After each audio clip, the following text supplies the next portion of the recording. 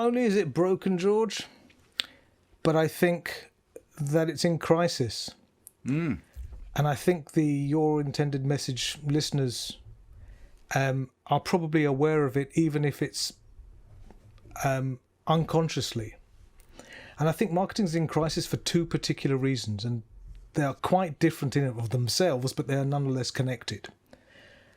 So firstly, I think marketing is in crisis because it is ideologically disliked in the higher tiers of business. Okay? And secondly, I'll expand upon this in a minute. Secondly, I think marketing is in crisis because much of the work conducted by people who call themselves marketers, notice I didn't call them marketers, I said people who call themselves marketers, is only a tiny bit of what marketing is actually about. And what the people who call themselves marketers are actually doing is communications, is promotion,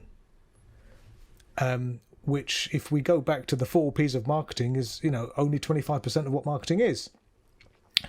And so, as a result of just focusing on comms and communications and messaging, marketing is being relegated to a sales support function, right? Within so many organizations, the marketing function is seen as, producing brochures, updating the website, getting some tote bags made, getting some stress balls printed, And at the other end, marketing is being used as an automation tool to automate lead generation and advertising, but it's delivering substandard and increasingly ineffectual results. So what do I mean that CEOs and CFOs, management have a dislike to marketing? And I think they have an inherent distrust in marketing because it goes against the way they think. CEOs and CFOs, accountants people, numbers people, they look at other areas of the business, and those areas are very pragmatic, and they're based on rationality, they're based on sequential thought processes, based upon numbers of which are immediately apparent to be able to calculate. All of the information that you need is there. And in much of business, rational, logical-based thinking is the pervading prevalence, right? Trying to find ways to reduce costs or effort or increase productivity or efficiency or whatever, okay?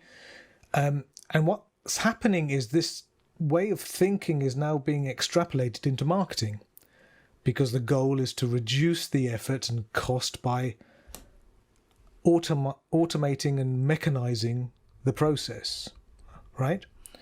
But whereas reducing the cost of manufacture of a widget usually has no detrimental effect to the efficacy of the widget itself, unless you make it so cheaply that it's no longer fit for purpose, right?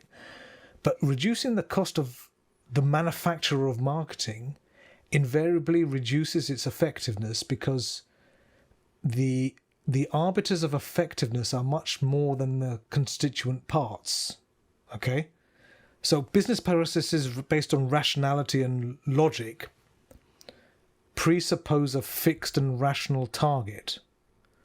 But the problem with that way of thinking is that we're dealing with human beings. And as I don't need to tell you, human beings are not rational beings. We are very far from rational. We are not machines that always think or do something in the same way.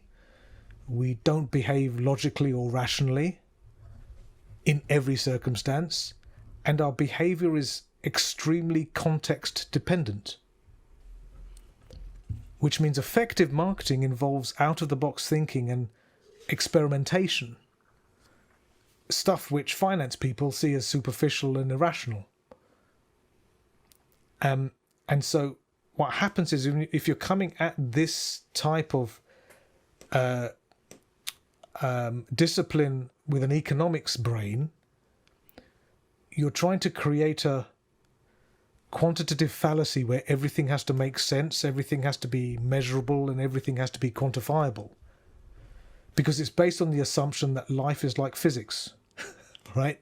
Where all the important metrics that determine the outcome of something are numerically available and attainable. And you have all the information that you need to understand a condition. And it can be expressed in easy to understand units that everybody understands and their interrelation. But the reality is that there are hugely important things in human behavior that do not have a quantifiable, measurable unit. You know, they don't have a mathematical expression, but they influence the outcome from a marketing perspective. Okay? For instance, because I knew you were going to ask for an example, right? So I'll give you an example. So, for instance, being irritated by the behavior or experience that you have buying something from a particular organization has a detrimental effect to, or can have a detrimental effect to, your purchase. Just as regret can have an influence, just as fear can have an influence. So these are all things that may drive our behavior to go in a certain direction, right? But there isn't an SI unit of irritation or regret or fear, right? So the idea that you can create a totally rational, logic-based model on human behavior is absurd, right? So as a result, what we have with the current situation of marketing is that we have tactics which are being driven by efficiency nerds, for want of a better term, all right? So they sign up to a bunch of marketing technology services, MarTech services. They slap together some communication based on a template and the royalty-free image that we've all seen a gazillion times before. Then they vomit out 50 different versions of the communication with, you know, different headlines and subheadings and images and colours, and maybe that's it. And then they measure the one that generates the most return. Now, sure, that's efficient, but is it effective? Does it actually shift product to an appreciably greater extent to whatever the business was already doing? And I contend that it doesn't.